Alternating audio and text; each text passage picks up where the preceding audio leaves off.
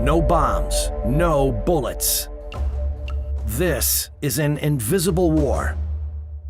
And they've developed ways to manipulate all of us. And this is all infiltration, subversion to control the narrative. To shape your opponent's perceptions of you. Our God-given rights are being silently eroded, yet we are completely unaware. Sending an official letter urging that an American elected official shouldn't exercise his right to freedom of speech. Make certain media outlets think twice about reporting certain issues or certain topics. The provost of the university personally called me out and escorted me off campus, telling me not to return. An unnoticed dark force is attacking America. That it's a struggle between freedom and totalitarianism.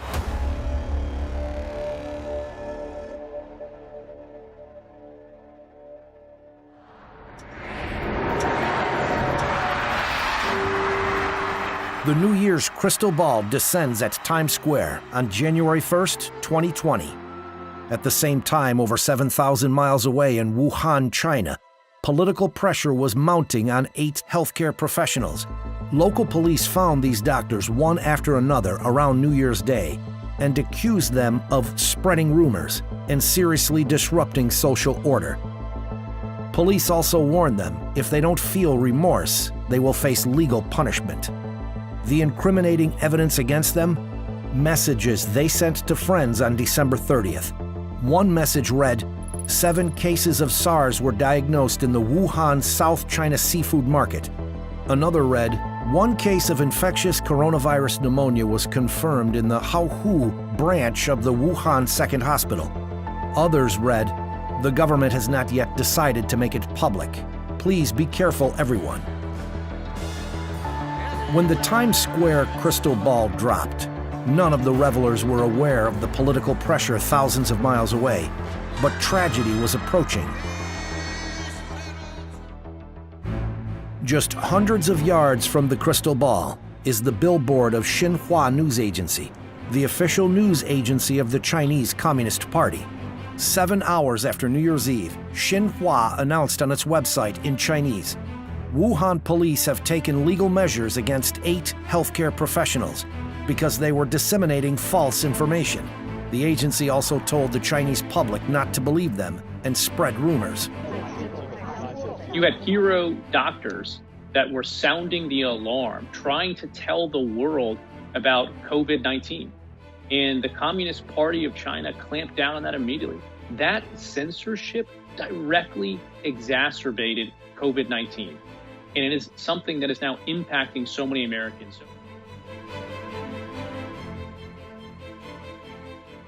Xinhua is China's official news agency, directly controlled by the State Council of the CCP.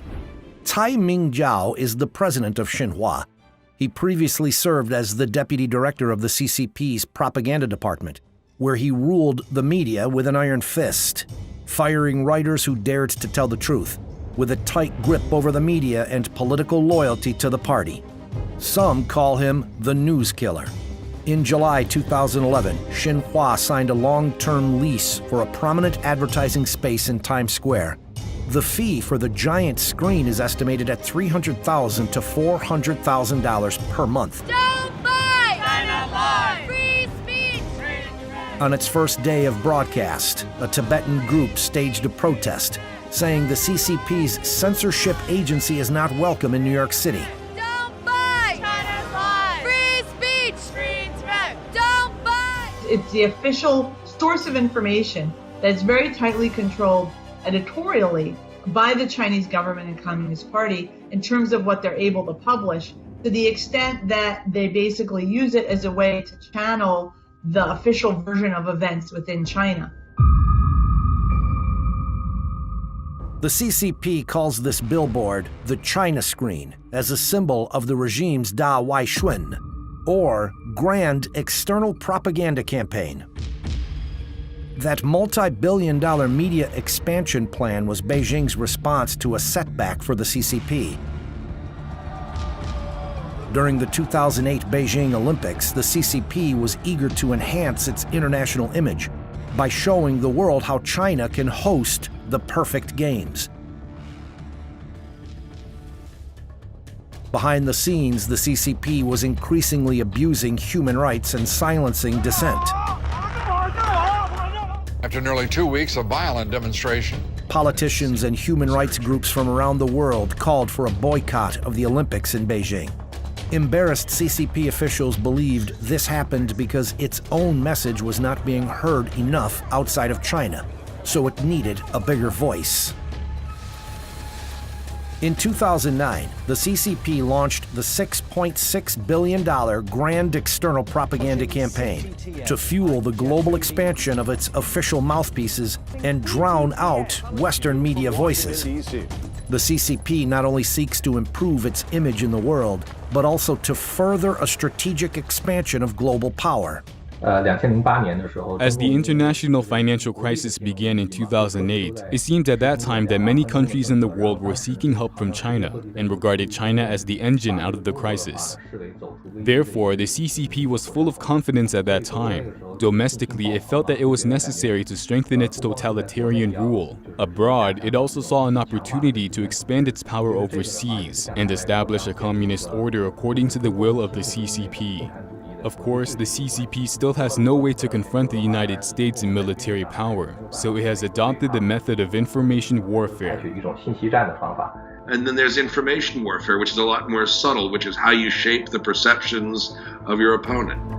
And there's a lot of different modalities used to achieve those ends, for one country to achieve its policy goals by manipulating another one. As the vanguard outpost of this global campaign, in 2010, Xinhua rented top-floor office space in Times Square to be its North American headquarters for the next 20 years.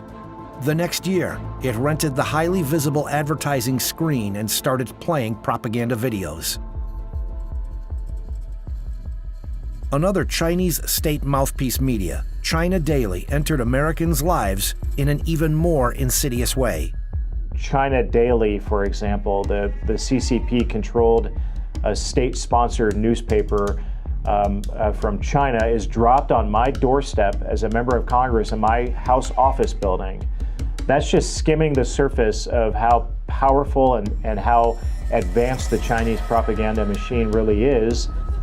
China Daily has been inserting a multi-page supplement called China Watch as paid advertisement into major newspapers including The Washington Post and The Wall Street Journal over the past years. The Chinese Communist Party understands that politicians in the West, unlike there, have to be responsive to public opinion to some degree. And by growing their influence in these other media outlets, they're able to shape American perceptions of communist China to make the American public at least less hostile, which makes it easier for Chinese Communist Party officials to deal with American elected officials. Trying to shape the narrative about China, these advertisements describe the CCP as an open and civilized regime and claim that the people under the CCP's rule enjoy economic prosperity as well as freedom, and that the Chinese market has many business opportunities. On the first page of the insert, in barely noticeable text, it says the content was paid for by the official media of the CCP. Don't focus on what the Chinese Communist Party, what the narrative is. Remember, a communist regime dominating a narrative and controlling the narrative. Look at their actions over the past decade and several decades and since they've been in power. When you look at a Marxist-Leninist socialist system or socialism with Chinese characteristics, it's always for the betterment of the party. They will trample human rights, basic rights of individuals in order to get to that goal, and they make no mistake about that. And we know what they're doing to the ethnic Uyghurs in northwest China and Xinjiang. We know what they did in Tibet, and we know what they've done in the Falun Gong and the Christians. The China Daily, sponsored by the CCP's propaganda department, was made to register as a foreign agent with the Department of Justice in 1983. New documents filed with the U.S. Department of Justice on June 1st show that over a 3-year period, starting November 2016, China Daily paid over $4.6 million to the Washington Post and nearly 6 million to the Wall Street Journal. It is quite difficult for many newspapers to survive in the digital age. The Chinese Communist Party can publish a lot of information on these newspapers with such a large sum of money. People in many countries have not directly suffered from the rule of the Communist Party. They don't know how evil the CCP is. Therefore, Westerners are more likely to accept the stories told by the CCP before they are actually heard. So, Nazi Germany with Joseph Goebbels. Information warfare has been with us for a long time. Now the media environment has changed. How people absorb and consume information, how rapidly, how it's disseminated is very different from earlier 20th century methods. But the goal is the same, and that is to shape your opponent's perceptions of you, to undermine their will to confront you. Free press in the United States has helped the world understand the true nature of the CCP in the past. In 1989, when the CCP army blood-washed the Tiananmen Square democracy movement, Western reporters risked their lives and captured images of the Chinese people's fight against tyranny.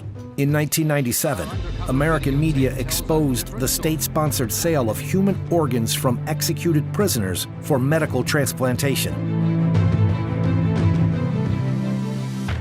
With the free flow of information, the CCP's propaganda machine wouldn't be able to compete even if it ran at full capacity. For that reason, the CCP prepared another tool for its grand external propaganda campaign: foreign censorship. The Chinese government and Chinese officials inside China trying to obstruct foreign correspondents from covering certain stories, intimidating sources. And so it does make it harder for them to report information on various aspects of what's happening in China that the Chinese government doesn't like. In 2012, after publishing investigative stories exposing CCP officials' massive wealth, both the New York Times and Bloomberg had their websites blocked in China, and reporters' visas were denied. 1 year later, Bloomberg reportedly killed another investigative report about the financial ties of a top CCP official. In 2018, the CCP arrested the relatives of at least 5 reporters after these Radio Free Asia journalists covered the human rights violations in Xinjiang.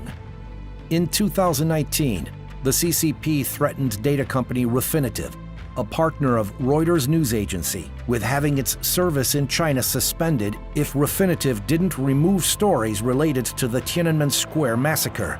Refinitiv eventually complied. In addition, the CCP has expelled at least 19 foreign journalists in the past 12 months, and about 82% of foreign journalists say they've experienced interference, harassment, or violence while reporting in China in the past year. The CCP has even extended this interference overseas. Chinese diplomats are regularly trying to interfere with the media space in the United States, especially Chinese language media, but not only. So it involves intimidating reporters, calling up executives to complain about particular stories, intimidating advertisers who try to run ads from the local Chinese community. I think if the purpose is to try to encourage censorship or make certain media outlets think twice about reporting certain issues or certain topics, or make advertisers think twice about advertising in particular news outlets, then yeah, I would say that that's been effective in some cases. But they don't have the freedom to silence those who disagree with them, or to present the Chinese Communist Party line as the only correct perspective. The censorship of speech is far-reaching, and at some point can be deadly. When SARS broke out in China in 2003, the Wall Street Journal and Time magazine reported on Chinese doctor Jiang Yanyong, who exposed the CCP's official cover-up of the epidemic. The reports attracted global attention, and experts from the World Health Organization soon went to China to investigate and confirmed the CCP's cover-up, thus preventing the epidemic from spreading further. 17 years later, the CCP's censorship machine has matured. At the beginning of the virus outbreak, the CCP ordered Chinese doctors not to accept interviews from any media, and the WHO took CCP information at face value, then based recommendations on it, leading to the global spread of the epidemic. In the meantime, Most media in the U.S. directly quote CCP data, even after it's been exposed as propaganda and lies. Today, news outlets continue to report Chinese data as fact. China has had enormous success, rarely mentioning how the CCP's initial cover-up left the world unprepared, costing countless lives. And instead, these media report on what lessons the rest of the world can learn from the CCP. 如果他们不能够在中国采访的话，就是感觉好像这个报纸就缺乏一定的影响力啊，或者拿不到第一手。 They feel that their newspapers will have no influence if they cannot do reporting in China, so they desperately want to please the CCP and be very cautious about what they report on China and try to balance their reporting. Their so-called balanced reporting is to publish a lot of the CCP's words or simply flatter the CCP. I think this has violated the most basic principles of news journalism. 我觉得这些媒体我觉得它是 违背了这个新闻媒体它的一些基本的原则。 Chinese government is lying about the number of deaths, and for American media to take those propaganda statements, to repeat them as fact, to deceive the American people into believing those propaganda efforts is at its core anti-American, and from a journalistic standpoint, it's unethical for them to not do their own research into making sure that the claims they're repeating are accurate. And sadly, if you're asking what college students think and what young people, the next generation think, many of them simply are ignorant to the fact that this information is not truthful, it's a lie. And so shame on the media for repeating these accusations, because you've got an entire generation of Americans coming up.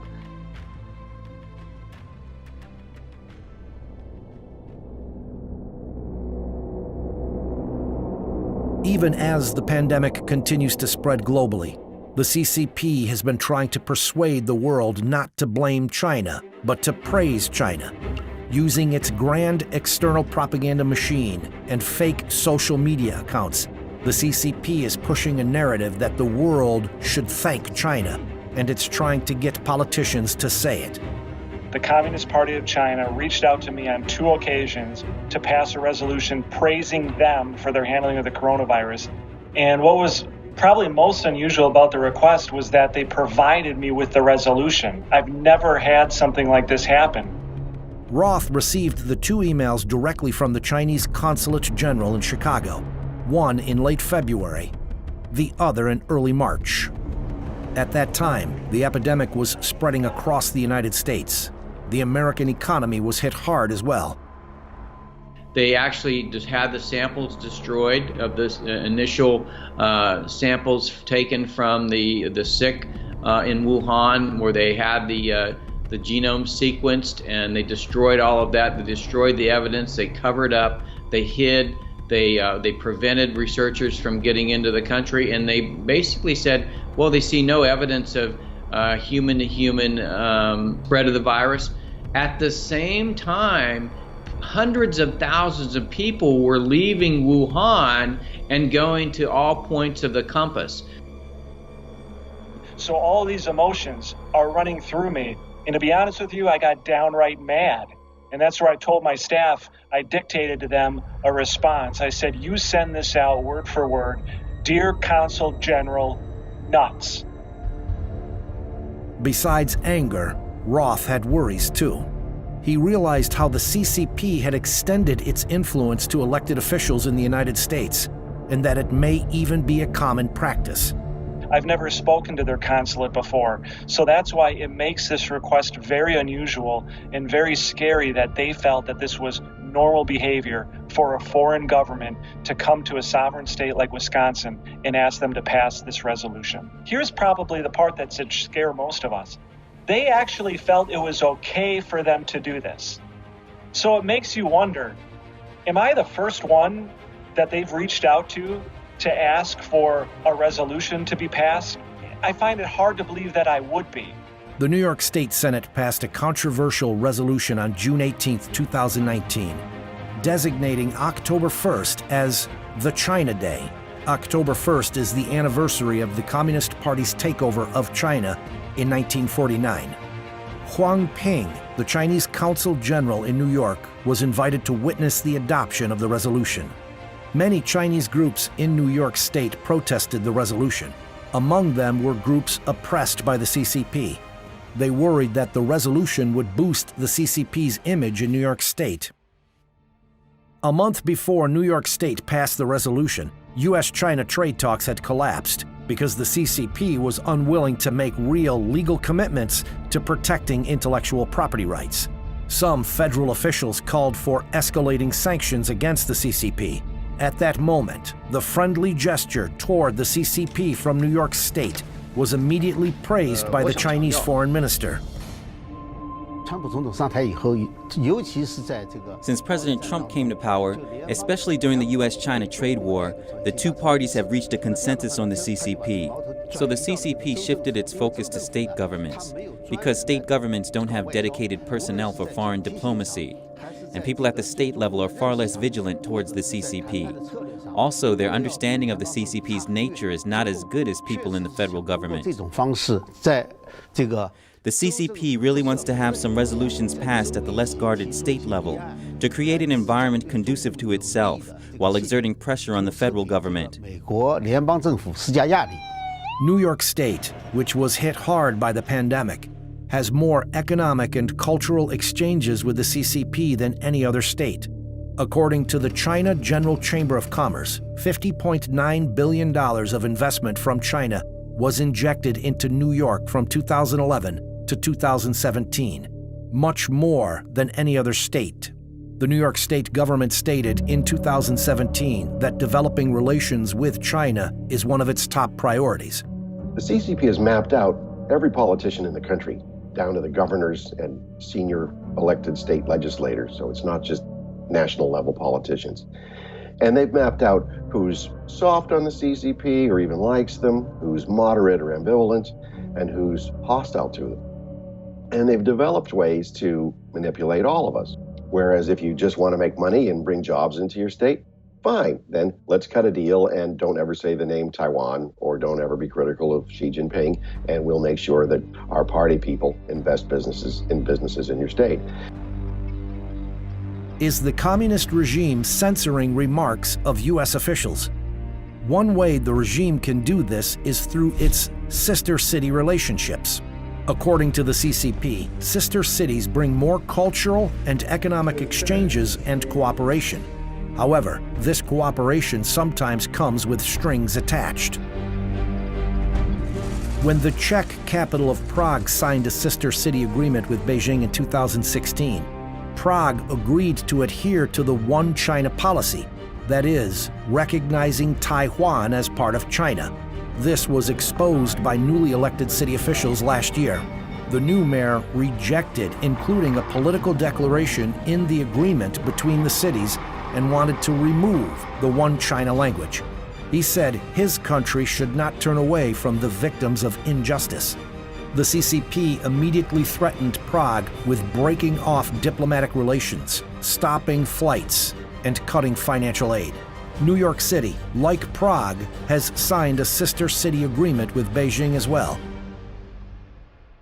China's Consul General in New York sent a letter last month to the Speaker of one of your state legislatures. Here's what the letter said in part. It said, quote, "As we all know, Taiwan is part of China. Avoid engaging in any official contact with Taiwan, including sending congratulatory messages to the electeds. A representative of the Chinese Communist Party in the New York City sending an official letter urging that an American elected official shouldn't exercise his right to freedom of speech." And this isn't a one-off event. It's happening all across the country. The abuse of so-called friendship goes even further.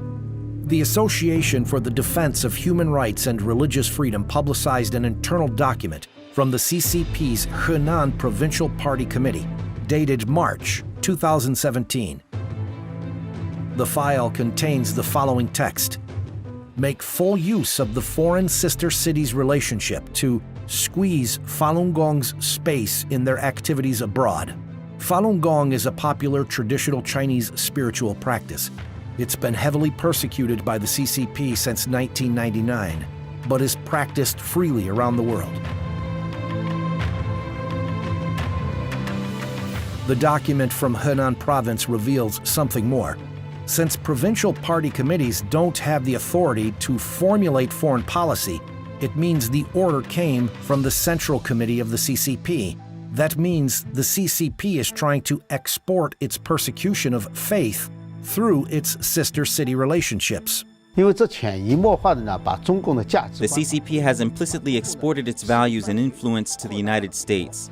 This is a kind of sharp power that forces or influences America to give up its values unknowingly. This has caused the most harm to the establishing foundation of the United States. American people have never experienced such harm in the United States history, not even during the Cold War.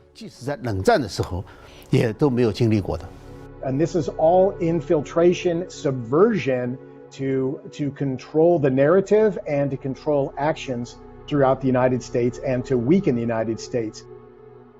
As of March 2019, the U.S. and China have 227 sister city relationships and 50 pairs of sister relationships between American states and Chinese provinces.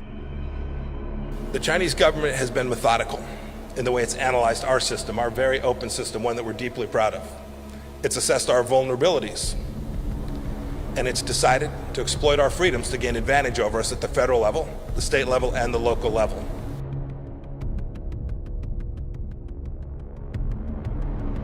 Another Trojan horse entered the United States under the banner of cultural exchanges in 2004. It's part of the CCP's warfare on ideology. They are called Confucius Institutes. Beijing-funded Confucius Institutes work with American universities and schools and are billed as centers for teaching Chinese language and culture. But really, they execute a more subversive political agenda. They feed the Chinese Communist Party line on everything from... I did case studies at 12 Confucius Institutes in the United States, and when I talked to the Chinese director of one Confucius Institute at New Jersey City University, I asked her, what would you say if a student asked you, what is Tiananmen Square, what happened there? Her answer was that she would show a picture and point out the beautiful architecture. That's the most important thing about Tiananmen Square, the architecture. We know that there is a major historical event that happened there that students need to learn about, but you won't learn about that at a Confucius Institute. The CCP has opened 541 Confucius Institutes in over 100 countries around the world. About 15% of them are in the United States, the largest number in any one country. In the United States alone, the Chinese Communist Party has invested at least $158 million in Confucius Institutes, including startup and operating costs, teacher salaries, and teaching materials. The money comes from Hanban, the supervising body of the Confucius Institute, which is under the Ministry of Education of the CCP. The Chinese government reserves to itself the right to veto any course, materials, or programs. So think of this as a foreign government telling a college or university what it can or cannot teach on its own campus. Rochelle Peterson, policy director of the National Association of Scholars, visited 12 Confucius Institutes in the United States to conduct a case study. But none of the American universities were willing to show her their contract with Hanban. After she filed Freedom of Information Act requests, she got 8 contracts and understood why the CCP wanted to keep them secret. The contract terms include Chinese employees of Confucius Institutes, even in the United States, must obey the laws of the Chinese Communist Party. Hanban has the right to evaluate the performance of Confucius Institute teachers in the United States. American universities and employees must not tarnish the reputation of the Confucius Institute. Otherwise, all cooperation and funding will be terminated. The purpose is to signal to colleges and universities what kind of behavior is desired by the Chinese government and what kind of behavior is necessary to maintain the financial benefits of having a close relationship with China. With the Confucius Institute as the outpost, the CCP has provided various grants to American universities that host Confucius Institutes, sent thousands of Chinese students who pay full tuition, and invited American university administrators to travel to China for free. When I spoke to American college professors who were at universities with Confucius Institutes, they felt that pressure coming down on them from their deans and from their provosts. They feel that pressure to watch what they say, both because the Chinese government is listening, but also because their university is listening. and their university wants to maintain that flow of money coming from China. In addition, Hanban's hiring practices have been found to include provisions that discriminate against certain faiths. This is completely contrary to American law and values. The Chinese Communist Party has wiped out the traditional Chinese culture in mainland China. Instead, it has replaced the traditional culture with the Communist Party's culture. So the cultural exchange is actually exporting the Communist Party's culture to the world. The CCP culture is contrary not only to American values, but also to the universal values of the world. If this cultural exchange is accepted unwittingly, it is actually helping the CCP undermine American values. At present, of the more than 80 Confucius Institutes in the United States, a total of 12, or nearly 15%, are in New York State, far exceeding any other state. When I went to Alfred University, having actually secured permission in advance to go to the university and visit the Confucius Institute, I found that when I actually arrived on campus and tried to sit in on a class, the provost of the university personally called me out and escorted me off campus. I felt deeply alarmed that basically the Confucius Institute had set up a little piece of the Chinese government right on campus.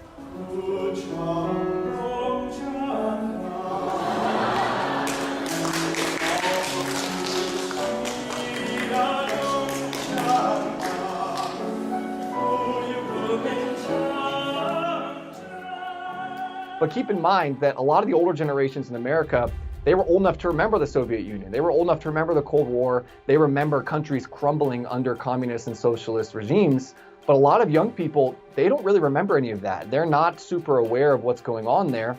And because of that, they're more likely to fall for the propaganda efforts than maybe older generations are. The communist and other totalitarian regimes, they try to create Homo Sovieticus or Homo Communisticus in order to make people think or stop thinking and just accept what the party says is right or wrong. Beijing knows that today's kids are tomorrow's leaders. The China competition is happening. It's happening in your states, and it's a competition that goes to the very basic freedoms that every one of us values.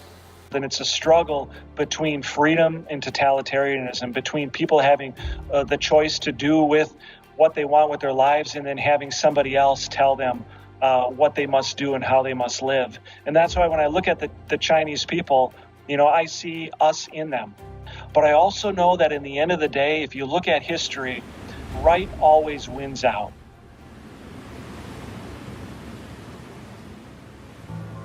The Declaration of Independence says, "We hold these truths to be self-evident, that all men are created equal, and they are endowed by their Creator with certain unalienable rights, that among these are life, liberty, and the pursuit of happiness."